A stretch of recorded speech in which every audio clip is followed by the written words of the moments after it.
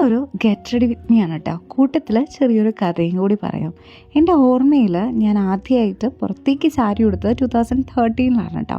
അതും സ്വന്തം സാരിയൊന്നും ആയിരുന്നില്ല, എൻ്റെ ഒരു ആൻറ്റിയുടെ സാരി ആയിരുന്നു കേട്ടോ. അതിൻ്റെ ഒരു കളർ കോമ്പിനേഷനാണ് എന്നെ ആ സാരിയിലോട്ട് അട്രാക്റ്റ് ചെയ്തത്. ആ ഒരു പീക്കോക്ക് ബ്ലൂ ഷെയ്ഡിലുള്ളൊരു സാരി, ആ ഒരു സാരി ഉടുത്തിട്ട് ഞാനൊരു ഫോട്ടോ എടുത്തിട്ടുണ്ട് കേട്ടോ. സത്യത്തിൽ ആ ഒരു ഫോട്ടോയ്ക്കും അല്ലെങ്കിൽ ആ ഒരു സാരിക്കും എൻ്റെ ലൈഫിൽ വളരെ ഇമ്പോർട്ടൻ്റ് ആണ്. പിന്നെ വേറൊരു കാര്യം എന്ന് പറയുന്നത്, നമ്മളൊരു സാരി കൊടുത്ത് കഴിഞ്ഞ് കഴിയുമ്പോൾ കിട്ടുന്നൊരു ഫസ്റ്റ് ഇമ്പ്രഷൻ ഉണ്ടല്ലോ, അത് നമ്മുടെ ലൈഫ് ലോങ് നമ്മളുടെ കൂടെ നിൽക്കും എന്ന് പറഞ്ഞാൽ നിങ്ങൾ വിശ്വസിക്കുമോ?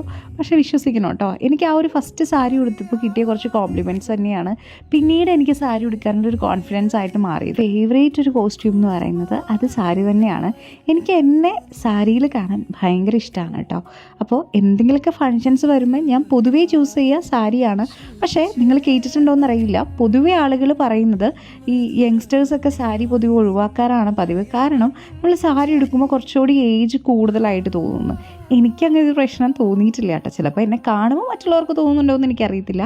പക്ഷേ എനിക്ക് എന്നെ തന്നെ സാരിയിൽ കാണാൻ ഭയങ്കര ഇഷ്ടമാണ്.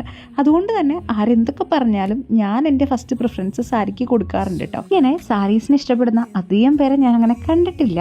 എനിക്കെന്തോ ഈ സാരികളോട് ഭയങ്കര പ്രിയമാണ് കേട്ടോ. ഇതുപോലെയുള്ള ആരെങ്കിലും നിങ്ങൾക്ക് പരിചയമുണ്ടോ?